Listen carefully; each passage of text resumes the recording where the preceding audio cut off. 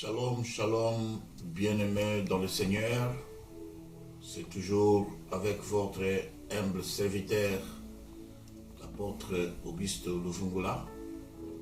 Je viens aujourd'hui, cet après-midi, selon notre rendez-vous du mercredi, vendredi et samedi. Et aujourd'hui, nous sommes le mercredi. Voici, j'ai bien respecté ce rendez-vous pour que je puisse continuer avec vous ensemble les enseignements que nous avons déjà commencé depuis le samedi passé sur l'Antichrist et la marque de la bête 666. Nous allons prier un peu. Grand Dieu, l'Éternel, Dieu d'Abraham, d'Isaac et de Jacob, nous te disons merci, Père, pour cette opportunité que tu nous as accordée. Tu nous as donné, Père éternel, ces moments pour que nous puissions, Papa, méditer ta parole et transmettre ce que toi tu nous as révélé dans tes Écritures. Laisse, Seigneur notre Dieu, que ton esprit puisse toucher toute âme, toute personne qui pourra suivre ces enseignements avec beaucoup d'attention et amour. Père, que tu puisses le bénir, que tu bénisses son foyer, que tu bénisses ses entreprises, que tu bénisses ses entrailles, son ministère éternel est notre Dieu, au nom puissant de Jésus, et nous soumettons, Père éternel, Papa, ces moments présents entre tes saintes mains. Saint-Esprit, oins-moi, ton serviteur, afin que je puisse transmettre ton message librement et avec onction. Au nom de Jésus-Christ, nous avons ainsi prié. Amen. Bien-aimés, nous revenons directement. Vous savez, le samedi passé, nous avions appris avec vous notre grand thème de l'enseignement, c'était l'Antichrist et la marque de la bête 666. Nous avions vu le premier chapitre avec définition qui nous venait une question qui a été donnée. Qui était l'Antichrist? Nous avions vu avec vous qui était l'Antichrist et nous vous avions donné la lettre A avec la définition, la lettre B, nous avions vu avec vous le caractéristique de l'Antichrist et nous avions terminé avec vous sur la différence entre Christ et l'Antichrist. On avait bien défini que Christ était le vrai Messie, qui était déjà venu. Celui que le Père avait envoyé pour qu'il puisse sauver l'humanité tout entière. Selon Jean chapitre 3 verset 16, Dieu a tant aimé le monde et qu'il a envoyé son Fils unique afin que quiconque croit en lui ne périsse point, mais qu'il ait la vie éternelle. Bien-aimés, frères et sœurs, nous savons très bien que Jésus est le véritable Dieu et qui doit encore venir pour prendre son Église. Voilà pourquoi nous avons encore défini cet Antéchrist. L'Antéchrist, la différence entre Jésus et l'Antéchrist, l'Antéchrist est le faux Messie qui se proclame ou qui se proclamera parce qu'il n'a pas encore apparu. Donc, le jour où il apparaîtra, il se proclamera comme le vrai Messie. Donc, c'est lui, Jésus, le Messie qui devrait venir sauver Israël. Mais il est le faux. Donc, lorsqu'on parle de l'Antéchrist, on voit anti, donc c'est contre Jésus ou bien opposant de Jésus. Voilà, c'est ça la différence. Et aujourd'hui, nous venons ici pour vous faire passer sur le chapitre 2. Le chapitre 2, chiffre romain.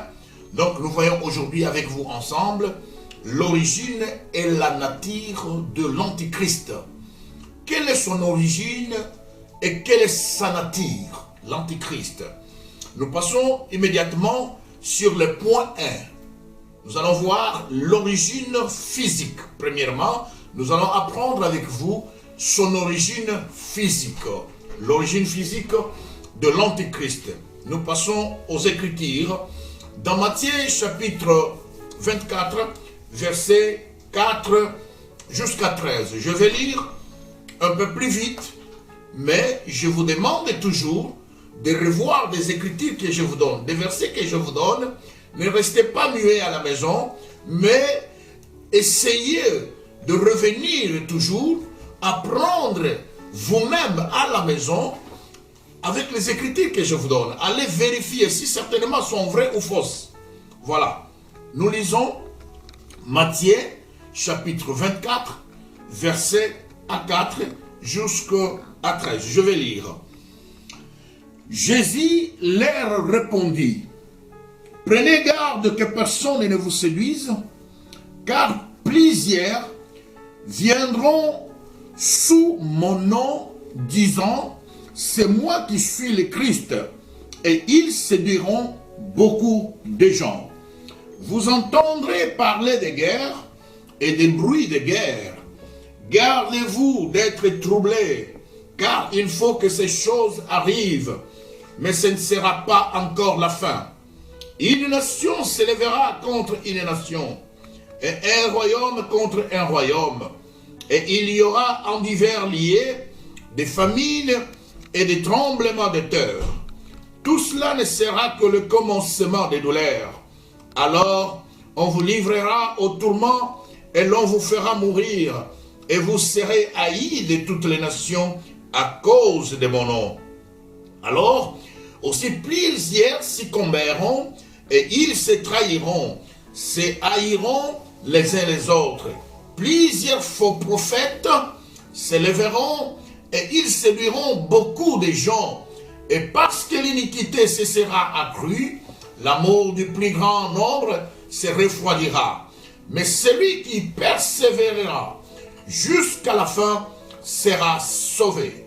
Verset 14, j'ajoute, cette bonne nouvelle du Christ, du royaume, sera prêchée dans le monde entier pour servir de témoignage à toutes les nations. Alors viendra la fin. Ça, c'est Christ qui parle.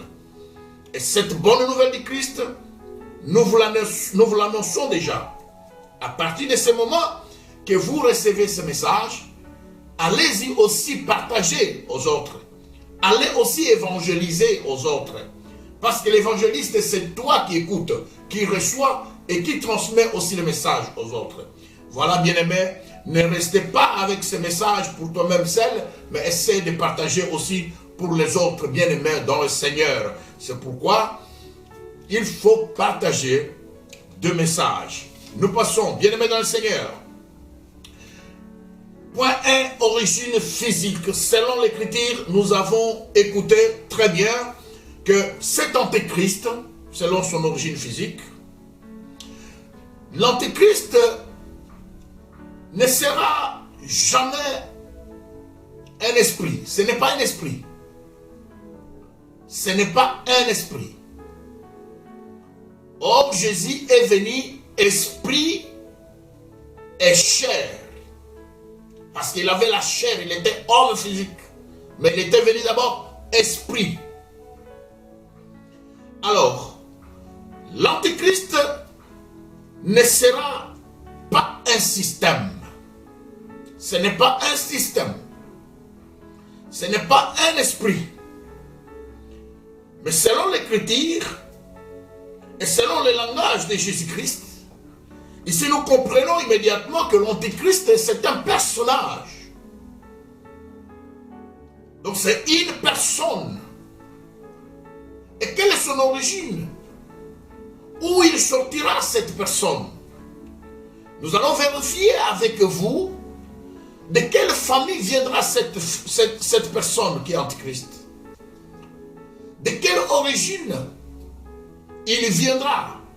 Parce qu'on nous a donné de connaître l'origine et la nature. Il a la nature personnelle, ce n'est pas un esprit. Mais de quelle origine? Nous allons voir Genèse chapitre 49. Genèse chapitre 49, verset 16 jusqu'à 17. Nous allons lire avec vous ensemble pour comprendre l'origine de ce personnage. Il sortira d'où? Dans quelle tribu? Dans quelle famille? J'ai bien dit Genèse chapitre 49, versets 16 à 17. Je lis maintenant au nom du Seigneur Jésus-Christ. Je vous demande de me prêter oreille parce qu'il ne me reste que 2 minutes ou bien 12. Dan jugera son peuple comme l'une des tribus d'Israël. Vous avez écouté? Dan, c'est l'une des tribus parmi les 12 tribus d'Israël. Alors Dan, c'est un homme qui vient de la tribu de Dan, comme l'une des tribus d'Israël. Verset 17, Dan sera un serpent. Ça c'est maintenant la fonction et le rôle qu'il jouera. Dan sera un serpent sur les chemins, une vipère sur les sentiers, mordant les talons du cheval, pour que les cavaliers tombent à la renverse.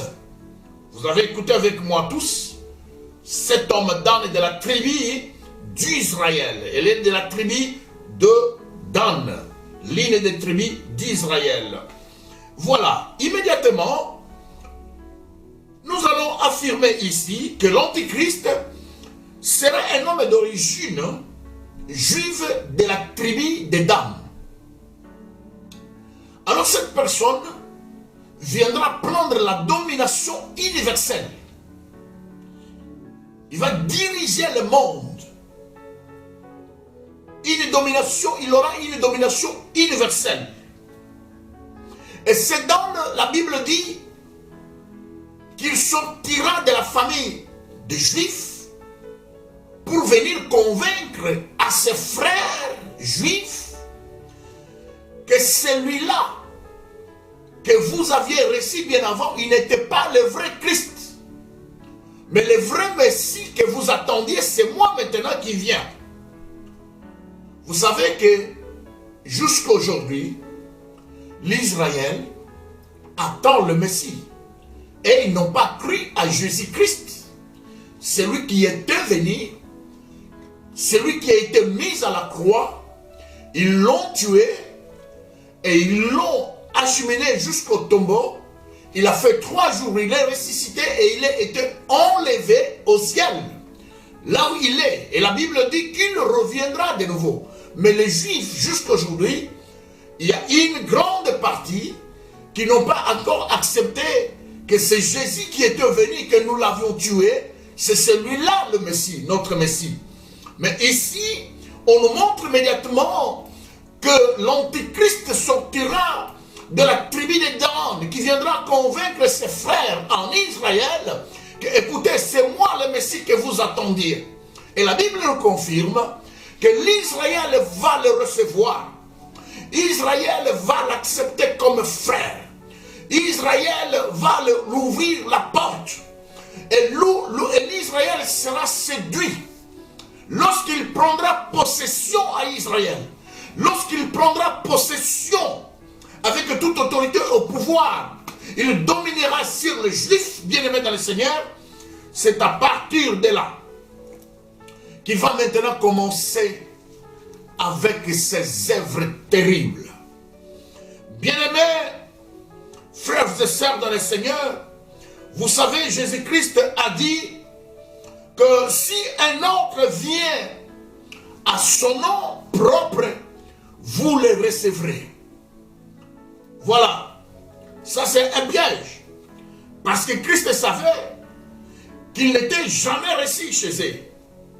En Israël, il n'a jamais été reçu. Mais ici, il dit, c'est lui qui viendra à son nom. Vous le recevrez.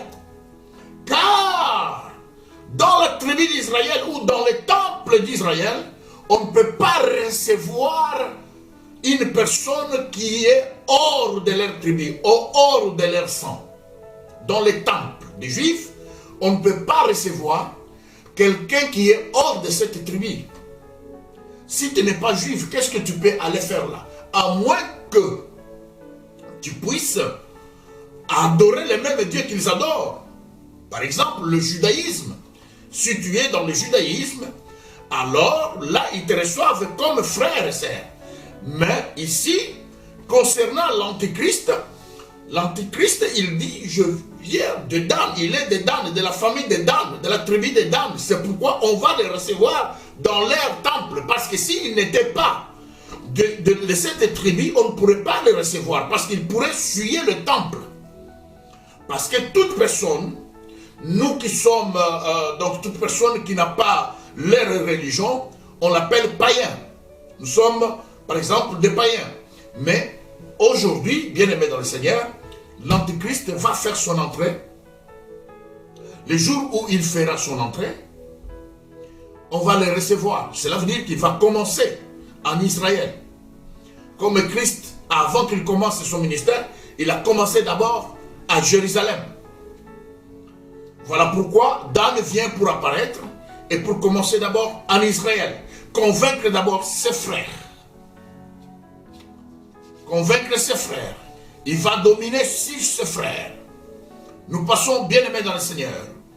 Laissez-moi vous dire que le dévastateur, selon les Écritures de Matthieu chapitre 24, il fera de grandes choses terribles, des abominations terribles. Des abominations terribles. Deuxième point, nous passons. Origine spirituelle. Matthieu chapitre 4. Origine spirituelle. Matthieu chapitre 4.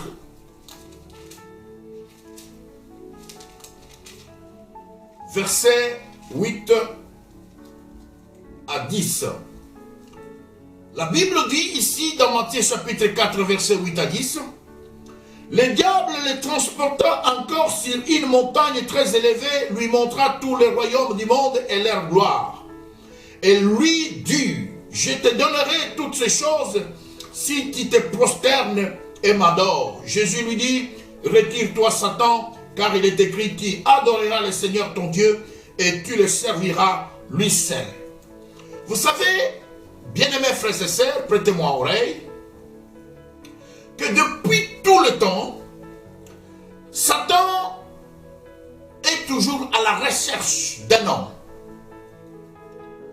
afin qu'il puisse lui donner le pouvoir du royaume terrestre. Mais pour qu'il puisse passer ce pouvoir du royaume terrestre à cet homme, il fallait que cet homme puisse signer avec Satan des contrats d'adoration, des élévations, des louanges, des prosternations. Il faut que cet homme puisse se prosterner devant Satan. Il faut que cet homme puisse adorer Satan. C'est pourquoi il apparut, Satan apparut sur la terre lorsque Christ était venu. Il sortait des jeûnes et des prières dans le désert. Il se rencontre avec Satan en déguisement d'un serpent. Il pose maintenant des conditions à Jésus-Christ. Que si tu veux vivre ici sur la terre où je suis, écoute, tu dois collaborer avec moi. Je vais te passer des clés de pouvoir de cette terre. Regarde, pour que je puisse te donner, regarde sous-bas là-bas, il y a mon royaume. Le royaume brillait tellement sur la terre. Il fallait qu'il puisse séduire Jésus-Christ. Immédiatement, Jésus ne s'est pas laissé séduire par Satan. C'est pourquoi il vient pour lui dire, Satan, quitte. Tu adoreras le Seigneur, ton Dieu, et tu le serviras lui seul. Es-tu capable et es-tu prêt de résister au diable? Toi qui me regardes cette image, tu es prêt de résister au diable? Jésus avait résisté. et il l'a chassé. Ton problème, c'est de chasser les esprits des diables et Satan. Ton problème, c'est de résister. Tu dois veiller et prier pour que tu puisses résister à tout mensonge, à toute attaque de l'ennemi. Si tu ne sais pas comment être déterminé à veiller contre les risques du diable, bien-aimé dans le Seigneur, sache bien que tu seras facilement pris par l'ennemi. Car l'Antichrist vient avec des dominations universelles, avec un pouvoir universel, avec une autorité universelle. Il détruira le monde. C'est ça le dévastateur. C'est le nom de dévastateur. L'apôtre Paul même lui dit qu'il aura une puissance satanique. Donc il sera investi de la puissance satanique avec toutes sortes de miracles. Il fera des miracles, il fera des prodiges, des signes, il fera beaucoup de choses terribles, des tueries, des meurtres. Il va assassiner. C'est un sanguinaire destructeur. Ça, c'est vraiment celui qu'on appelle les dragons. Bien-aimé, Jean, dans l'île de Patmos, il a été révélé. On dit les dragons, on lui donnera la puissance de Satan. Son trône est une grande autorité. Donc l'ennemi sera satisfait d'avoir enfin trouvé celui qui accomplira ses desseins maléfiques contre Christ. Voilà. Ici, lorsque l'Antichrist aura ses pouvoirs et aura dominé le monde avec toutes ses attaques, avec toute dictature universelle, totale, mondiale, bien aimé, c'est pourquoi vous écoutez parler de l'ordre mondial. Ce n'est pas facile. Prions. Mais la Bible nous confirme que ne soyez pas surpris. Ce n'est pas une surprise pour ceux-là qui sont en Christ. Il nous a avertis dès l'avant. Comme je suis la sentinelle du temple de Dieu, je viens encore une fois de plus pour vous annoncer cette bonne nouvelle. Que ne soyez pas surpris. Et ce n'est pas la fin lorsque vous écoutez des messages pareils. Ce n'est pas la fin du monde. Ce n'est même pas le commencement. Mais ce sont les signes de commencement des temps de la fin. Que vous aurez sur ce monde. Celui qu'on appelle l'Antichrist. Il fera son apparition. Mais avant qu'il fasse son apparition, l'Église ne sera pas là. L'Église sera enlevée. C'est pourquoi il y a encore la présence du Saint-Esprit. C'est le Saint-Esprit qui retient l'apparition de l'Antichrist, bien-aimé dans le Seigneur. C'est pourquoi, n'ayez pas peur. Vous qui me regardez, partagez ce message. Partagez cette bonne nouvelle.